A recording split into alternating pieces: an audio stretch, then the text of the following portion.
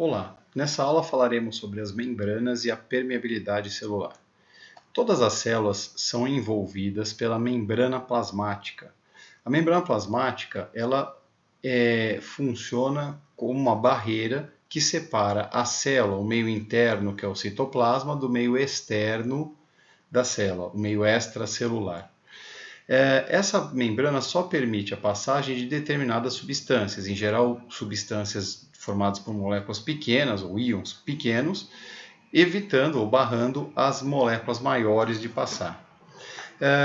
Nós dizemos então que a principal função da membrana plasmática é permeabilidade seletiva.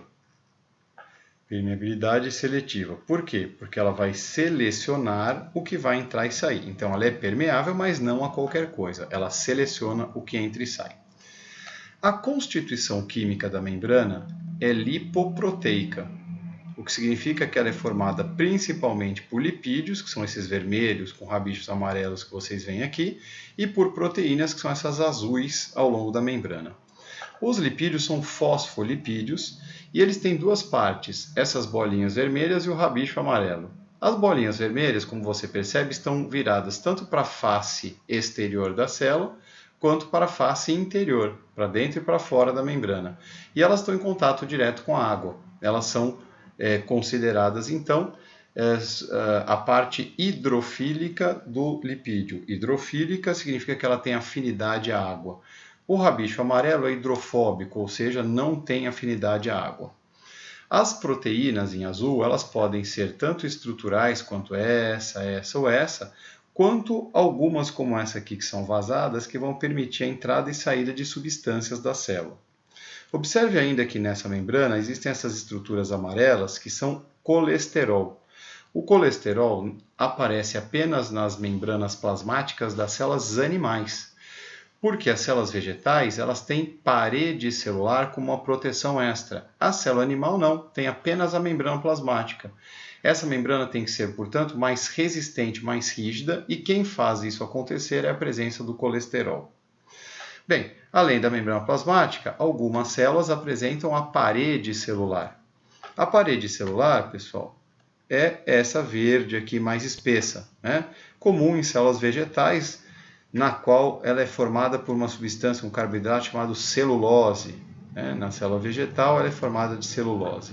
Bom, além da membrana plasmática, a gente encontra aqui a membrana, além da parede celular, a gente encontra aqui a membrana plasmática. Tá? A membrana plasmática é quem vai filtrar o que entra e sai da célula. Por que quem vai filtrar o que entra e sai da célula? Porque é ela que tem a capacidade de permeabilidade seletiva. Então, a membrana plasmática vai selecionar o que entra e sai. A parede celular é permeável, então por ela passam moléculas maiores, né, sem filtragem. Que células apresentam a parede celular na natureza? A maior parte dos seres vivos tem células com parede celular. Então, além dos vegetais, tem parede celular também as algas, as bactérias e os fungos. Os organismos que não apresentam parede celular e apresentam apenas membrana plasmática, as células só apresentam membrana plasmática, são os animais e os protozoários. A ameba, por exemplo, que é um protozoário, não apresenta membrana esquelética ou parede celular, certo? Apenas membrana plasmática. Através das membranas, então, ocorrerão os transportes entre a célula e o ambiente. Existem dois tipos de transporte, o passivo e o ativo. Eles são exatamente o oposto. Enquanto o transporte passivo tende ao equilíbrio, ou seja, ele leva a substância do local onde ela está em maior quantidade para o local onde ela está em menor quantidade para atingir o equilíbrio, o ativo faz exatamente o oposto. Então, no transporte passivo, o transporte passivo é o que a natureza quer que aconteça. As substâncias tendem a se equilibrar, tendem a se estabilizar.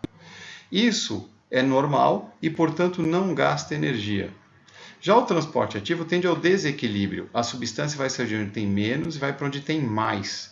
Isso significa que está indo contra o que a natureza deseja que aconteça, ou seja, contra o equilíbrio. Portanto, o preço a pagar é gastar energia. Essa energia vem dos ATPs formados pelas células. Então, o transporte ativo depende da célula estar viva, gerando energia para ocorrer. Por isso ele é chamado de transporte biológico. Quer dizer, depende do ser vivo para acontecer. Enquanto passivo, não depende do ser vivo. Qualquer molécula que se espalhe na natureza está sofrendo um transporte passivo, que é um transporte físico, né? Desde que ela se espalhe, sempre tendendo ao equilíbrio. Bem, o transporte passivo, ele pode ser chamado de difusão quando está ocorrendo com solutos. Aqui nós temos um exemplo de uma substância que estava concentrada dentro da água, um sal ou um açúcar, e que saiu de onde estava em maior quantidade e se espalhou para onde estava em menor quantidade, atingindo no final o equilíbrio mostrado aqui nesse segundo frasco. Então a substância está espalhada igualmente por todo o líquido. Nós dizemos que essa substância, ela migrou a favor do gradiente de concentração. Quando nós dizemos que ela foi a favor do gradiente de concentração, a gente está querendo dizer que ela foi a favor do equilíbrio, ela quis equilibrar. Portanto, é um transporte passivo. O transporte passivo também o transporte passivo e o ativo ambos acontecem através da membrana plasmática.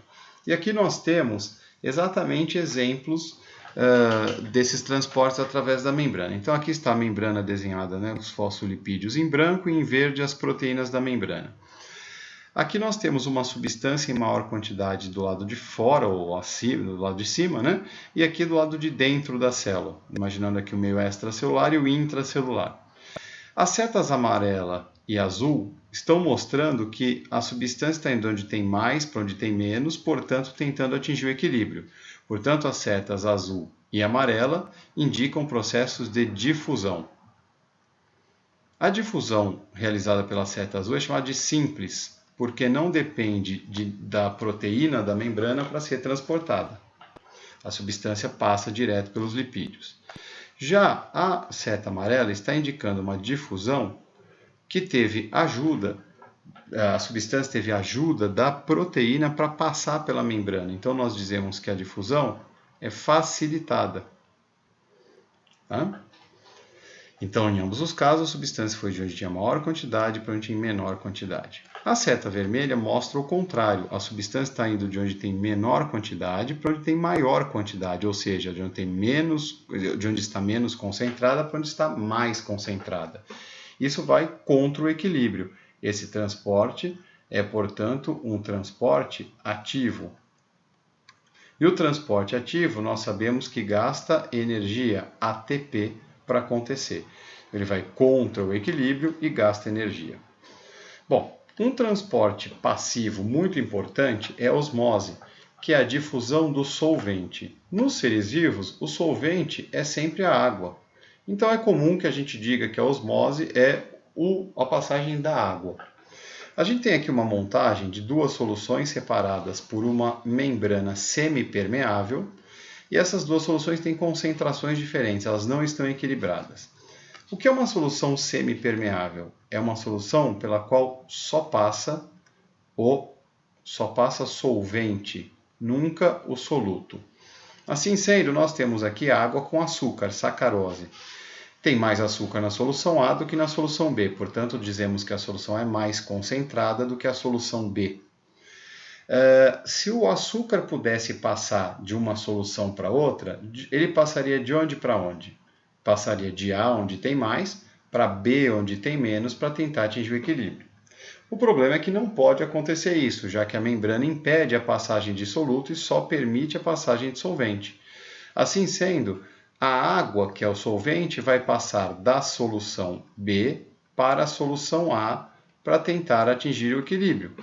Por quê? Porque quando a água passa para o A, a solução A vai se diluir e esse valor vai diminuir.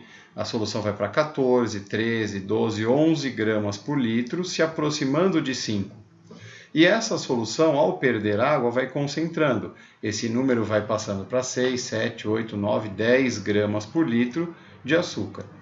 Em algum momento, deverá haver o equilíbrio entre essas duas soluções.